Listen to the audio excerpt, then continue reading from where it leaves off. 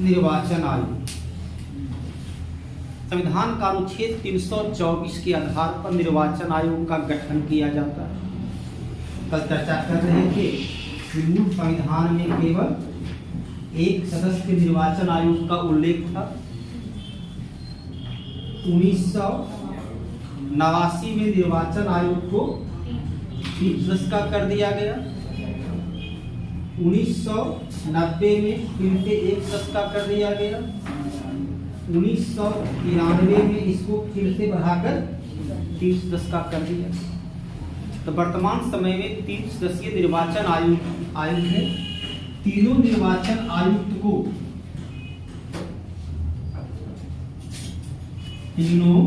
निर्वाचन आयुक्त को राष्ट्रपति के द्वारा नियुक्त किया जाता है, जो नियुक्ति के बाद 6 वर्ष या 65 वर्ष की अवस्था तक 6 वर्ष या 65 वर्ष की अवस्था तक दोनों में जो पहले पूरा हो जाए तब तक अपने पद पर काम करते हैं। सामान्यतः जो परंपरा रही है कि आईएएस अधिकारी जो उच्च पदोन्नति के पश्चात वहां पहुंचते हैं, सचिव रैंक के जो अधिकारी होते हैं, उन्हीं में से ही किसी को इस पद पर नियुक्त किया जाता है। निर्वाचन आयुक्त तीनों को राष्ट्रपति नियुक्त करते हैं। तीनों का पद रैंकिंग समान होता है, सिर्फ एक सीनियर है इसलिए उनको मुख्य निर्वाचन आयुक्त का वेतन भी समान है, लेकिन हटाने की प्रक्रिया भिन्न। केवल और केवल मुख्य निर्वाचन आयुक्त को ही उस प्रक्रिया के द्वारा हटाया जा सकता है जिस प्रक्रिया के द्वारा सुप्रीम कोर्ट के न्यायाधीश को हटाया जाता है। और सुप्रीम कोर्ट के न्यायाधीश के हटाने की प्रक्रिया वो है जो राष्ट्रपति के हटाने की प्रक्रिया है। इसलिए हम प्रक्रिया में ध्यान देना है। कभी कभी क्वेश्चन दे दिया है कि हटाने की प्रक्रिया, इसमें उत्तर देना होगा सुप्रीम कोर्ट के न्यायाधीश के समान की प्रक्रिया से। राष्ट्रपति भी देता है दे इनको किस प्रक्रिया से हटा सकते हैं, राष्ट्रपति को हटाने की प्रक्रिया से, न्यायाधीश को हटाने की प्रक्रिया से, या विश्वास प्रस्ताव इत्यादि। तो उत्तर देना होगा सर्वोच्च न्यायालय के न्यायाधीश को जिस प्रक्रिया से हटाया जाता है उसी प्रक्रिया से मुख्य निर्वाचन आयुक्त को हटाया जाता है।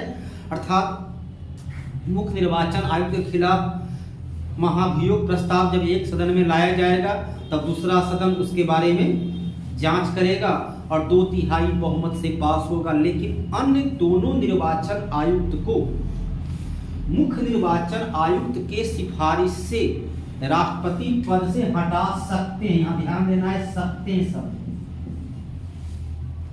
यहाँ शब्द है सकना। ये सिफारिश करें और हटा दें उसकी कोई गारंटी नहीं। अन्य दोनों कह सकते हैं अप्रत्यक्ष तौर पर राष्ट्रपति के प्रसाद पर्यंत अपने पद पर बने, लेकिन उस प्रकार नहीं लिखना है क्योंकि इसका सिफारिश होना जरूरी है।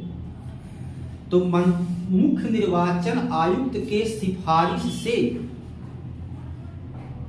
राष्ट्रपति अन्य दोनों निर्वाचन आयुक्त को पद से हटा सकते हैं, लेकिन हटा देंगे उसकी कोई गारंटी नहीं है। मुख्य को हटाने की तो सुस्पष्ट प्रक्रिया है, लेकिन अन्य दोनों को हटाने की प्रक्रिया कोई स्पष्टता नहीं। निर्वाचन आयुक्त, यह निर्वाचन आयोग जो है एक स्वायत्त शासी ऑटोनॉमस संगठन है। निर्वाचन आयोग क्या है? यह एक अर्ध न्यायिक सेमी जुडिशियल संस्था है।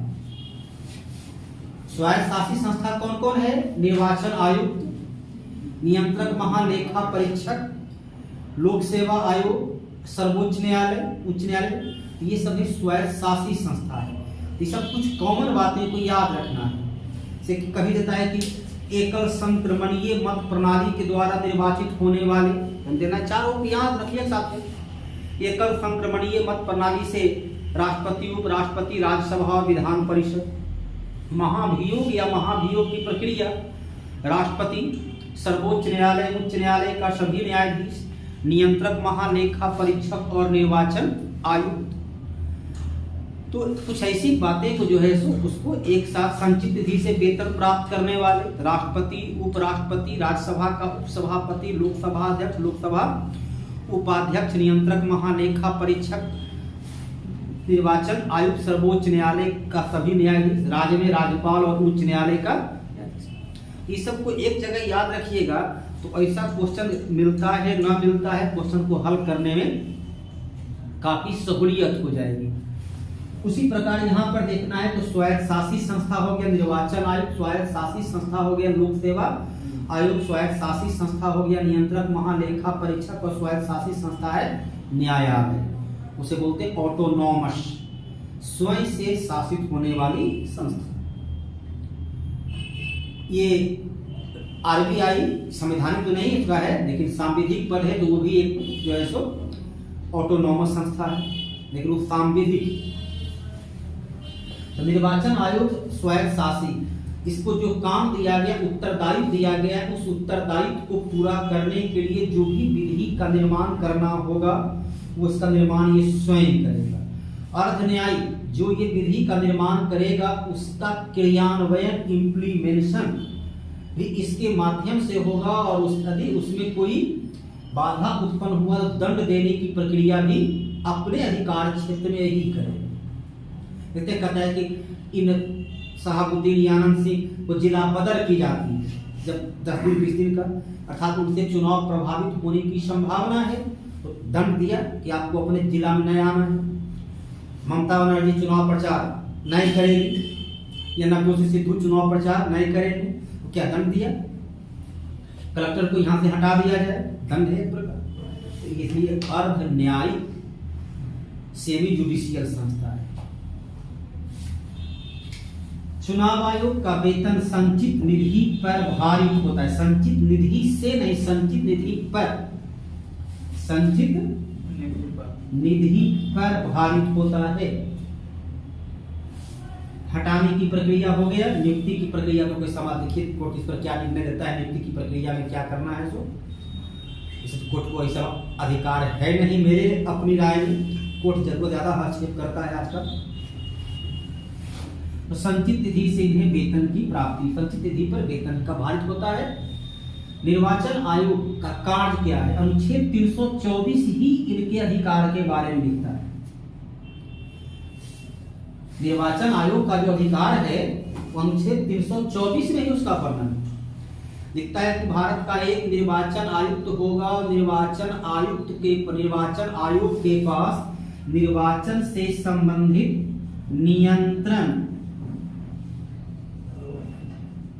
निर्देशन और अधीक्षण, ये 3 शब्द दिया गया निर्वाचन आयोग के लिए। निर्वाचन आयोग के लिए संविधान में ये 3 शब्द का प्रयोग है और यही 3 शब्द ही इसका अधिकार है। इसके अलावा निर्वाचन आयोग के अधिकार से संबंधित कोई अन्य शब्द का प्रयोग संविधान में नहीं किया गया है। इसका जो प्रयोग है यही 3 शब्द। नियंत्रण ये रखेगा कि कब कहां कैसे चुनाव हो, निर्देश ये देगा कि कब कहां चुनाव आयोग की तारीख क्या होगी, तो निर्देश भी यही देगा। और अधीक्षण, जांच पड़ताल भी निर्वाचन आयोग करेगा कि जो इसने निर्देश दिया उसका पालन हुआ या नहीं। तो निर्वाचन आयोग ही जांच पड़ताल का भी कार्य को पूरा करेगा, इसलिए यही सारा अधिकार निर्वाचन आयोग का है। अनुच्छेद 325 तो केवल ये कहता है कि जो अनुच्छेद 15 कहता है, वास्तव में देखा जाए तो अनुच्छेद 15 की एक प्रकार की पुनरावृत्ति 325 कहता है जाति, धर्म इत्यादि के आधार पर किसी को आप नाम निर्वाचन के मतावली या क्या बोलते हैं उसको, मतपत्र, वोटर लिस्ट से आप उसको अमान्य नहीं कर सकते। 15 तो नहीं कहता जाति, धर्म, भाषा के आधार पर भेदभाव, तो 15 की पुनरावृत्ति। अनुच्छेद 326 तो आपको देता है मताधिकार का प्रयोग करने देता है। तो निर्वाचन आयोग 327 तो आपका है कि परिसीमन, जो अनुच्छेद 82 अनुच्छेद 82 का 327 में पुनरावृत्ति है। कि संसद के द्वारा बनाया निर्वाचन आयोग कार्य करे, तो वास्तव में उसकी शक्ति जो है वो केवल और केवल 324 है। अतः निर्वाचन आयोग के पास निर्वाचन से संबंधित नियंत्रण, निर्देशन और अधीक्षण का काम होगा। यही काम टीएन शेषन किया। पद पर आने के बाद कहा निर्वाचन पहले होती क्या थी, सरकार तारीख तय कर देती थी, निर्वाचन आयोग सिर्फ उसका एक मोहर था, घोषणा कर दी। लेकिन अब कहा कि हम तय करेंगे कौन का पहले कलेक्टर एसपी सरकार अपने हिसाब से बना लेती थी चुनाव के पहले, ताकि धांधली कर सके थी। कहा कौन एसपी कौन कलेक्टर कहाँ रहेगा वो हम तय करेंगे। 1989 के पहले था केंद्रीय फोर्स भेजा, तो केंद्रीय फोर्स को पेट्रोलिंग पर लगा दिए, बूथ पर रहा बिहार पुलिस। ये कहा नहीं कौन फोर्स कहाँ रहेगा, वो तय को केंद्रीय फोर्स बूथ पर रहेगा, पेट्रोलिंग में बिहार पुलिस रहेगा। तो निर्वाचन आयोग जो है सो निर्देश हम देंगे और जांच हम करें कि मेरे द्वारा किया गया आदेश का पालन हुआ या नहीं। तो ये 3 गो शब्द है, नियंत्रण, निर्देशन और अधीक्षण। अधीक्षण मतलब जांच पड़ताल। चुनाव किसका कराता है, तो निर्वाचन आयोग राष्ट्रपति, उपराष्ट्रपति, लोकसभा, राज्यसभा, विधानसभा और विधान परिषद का चुनाव, सभी प्रकार का चुनाव 3 प्रकार का होता है। एक को कहते हैं आम चुनाव, एक को कहते हैं मध्यावधि चुनाव और एक को कहते हैं उपचुनाव। चुनाव 3 प्रकार का होता है। सभी प्रकार का चुनाव को शांतिपूर्ण 324 कहता है, शांतिपूर्ण निष्पक्ष तरीके से चुनाव कराना। आम चुनाव समझिए रहे, जैसे 2024 में चुनाव होगा, लोकसभा का आम चुनाव, पंजाब में या भी गुजरात में चुनाव हुआ, वो आम चुनाव। 5 वर्ष का जो कार्यकाल है उसके पूरा होने के चंद दिन पहले जो चुनाव हो जाती है वो हुआ आम चुनाव। मध्यावधि चुनाव यदि किसी राज्य में या केंद्र में, जैसे आपका ये क्या नाम है तेलंगाना का चुनाव तो 2000 होना था, उसको 20 में होना था, लेकिन समय से पहले चुनाव करवा दिए चंद्रशेखर राव। यदि 5 वर्ष के कार्यकाल पूरा होने के पहले ही, जैसे 4थी लोकसभा का क्या वो मध्यावधि चुनाव, तो 5 वर्ष के कार्यकाल पूरा होने के पहले यदि चुनाव करा दिया, कारण जो रहे विधानसभा भंग हो जाए, बहुमत का अभाव हो या जो, तब वह चुनाव कहलाएगा मध्यावधि चुनाव, जो पुनः 5 वर्ष के लिए होगा। उपचुनाव यदि कुछ स्थान रिक्त हो जाता है, कारण जो रहे इस्तीफा दे दिए, मर गए, हटा दिए गए, उस रिक्त स्थान पर चुनाव जब होता है उसको बोलते हैं उपचुनाव, जो शेष अवधि के लिए होता है, जितना समय बच रहा है। लेकिन ध्यान रखना है यदि 1 वर्ष से कम का अवधि है तब वहां उपचुनाव नहीं कराया जाएगा।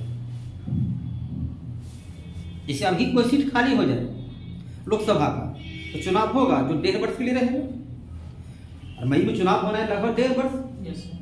लेकिन यदि मई 2023 के बाद स्थान रिक्त होता है तब उस स्थान पर चुनाव नहीं। 1 वर्ष से कम अवधि, लेकिन यदि रह जाए 13 महीना तो चुनाव हो जाएगा। 1 वर्ष से कम अवधि का बचा हुआ है तब चुनाव, मध्यावधि चुनाव नहीं।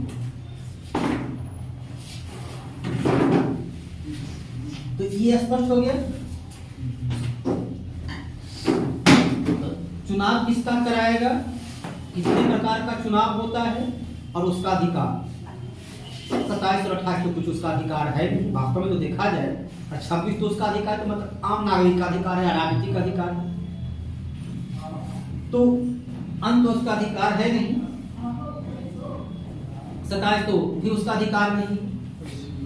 निर्वाचन आयोग के पास काम का क्या क्या काम है,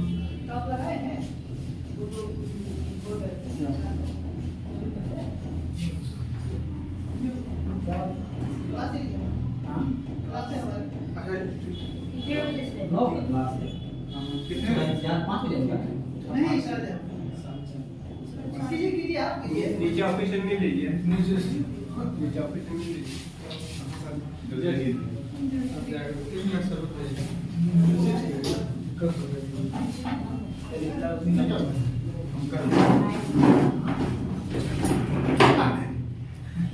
और बीटेक में क्या बताया गया कि लेट से आना है क्लास?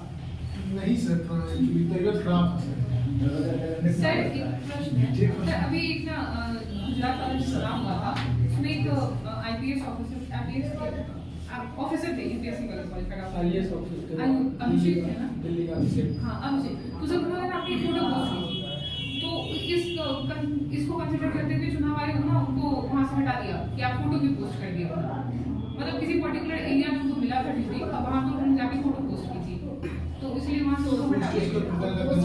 40 घंटा वाला हुआ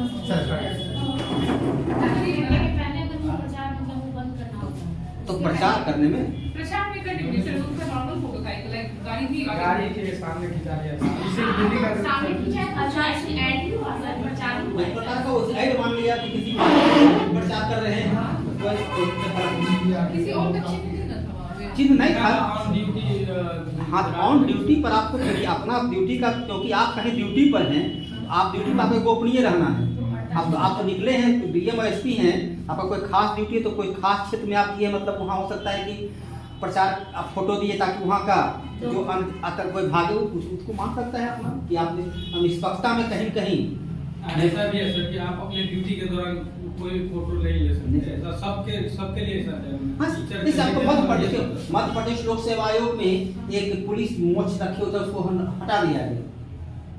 मध्य प्रदेश मध्य प्रदेश में एसपी जो है गए तो वह बड़ा एकदम कड़ियल मोच जो है सो लंबा चौड़ा रखे हुए था। एसपी पूछा क्यों रखे हुए, तू बेवकूफ जो है सो ठीक है मान लो तक चलिए मध्य, क्योंकि पुलिस प्रशासन का पुलिस मैनुअल में नियम बना हुआ है कि आपको किसी प्रकार की जाति धर्म की पहचान का प्रयोग, वो बोल दिया कि हम राजपूत हैं, हमारी जाति का पहचान,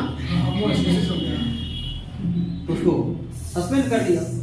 उसके बाद पूरा हंगामा किया कि हमको मोच रखने पर, पुलिस मैनुअल में बना हुआ है, पुलिस मैनुअल में है कि आप उसका प्रयोग नहीं कर सकते। उसी प्रकार पैसा देता है लेकिन सिविलियन नहीं, मतलब उसका पुलिस मैनुअल में लिखा हुआ है कि आप वैसा प्रयोग नहीं कर सकते हैं। या मूछ दाढ़ी का वहाँ लिखा हुआ है किसी भी इस्लाम धर्म या धार्मिक आधार पर वो भी अधिकारी से अनुमति लेकर आप दाढ़ी रख सकते हैं। पुलिस मैनुअल में लाइन लिखा हुआ है। अब मुस्लिम है धर्म के हिसाब से हम दाढ़ी नहीं, इस्लाम धर्म में दाढ़ी बनाना मना है। 5 महीना पहले उत्तर प्रदेश में होता यूरिया गवर्नर में दाढ़ी रख लिया था, मोच को कटा लिया था, तो बोला कि 1 दिन के अंदर करो नहीं तो तुम्हारा जॉब चला जाएगा। तो पुलिस मैनुअल का कुछ बना हुआ है, इस प्रकार उसका नियम होगा। तो पुलिस में दिया है कि पुलिस प्रशासन यहाँ जगह दाढ़ी रखते हैं तो संबंधित अधिकारी से आपको अनुमति लेना होगा, क्योंकि धार्मिक पहचान। तो निर्वाचन आयोग का ये गठन की प्रक्रिया हो गई, हटाने की प्रक्रिया हो गई। वेतन निर्वाचन आयोग का 2,50,000 रुपया महीना है, जो कि उच्च न्यायालय के न्यायाधीश के बराबर होता है। अब इसका काम में है पहला काम जो कि मतदाता सूची का पुनरीक्षित करवाना, अर्थात 327 के आधार पर वो पुनरीक्षित करवाते रहता है। जो है 327 नहीं 325 है, वो पुनरीक्षित करवाते रहता है। 18 वर्ष से ऊपर वाले को जोड़ना घटाना जो उसका है। दूसरा इसमें है मतदाता पहचान पत्र, ये शांतिपूर्ण निष्पक्ष चुनाव हो सके उसलिए मतदाता पहचान पत्र का प्रबंध किया गया। और इस प्रबंध की शुरुआत होती है 1990 से, क्रमिक रूप से धीरे धीरे फिर अब तो लगता है सभी का मतदाता पहचान पत्र तो सबसे पहले तारकुंडे समिति के सिफारिश पर तारकुंडे समिति ने सिफारिश किया और उस पर टीएम सेशन लागू कर।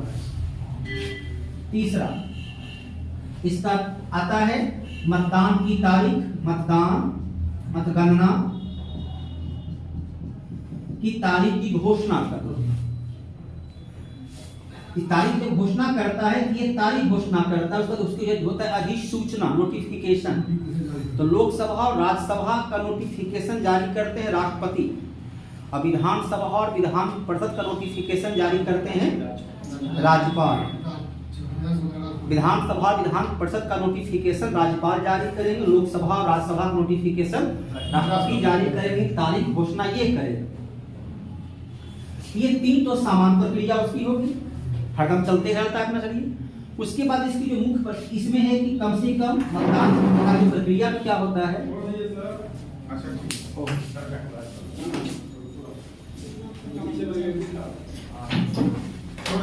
ठीक।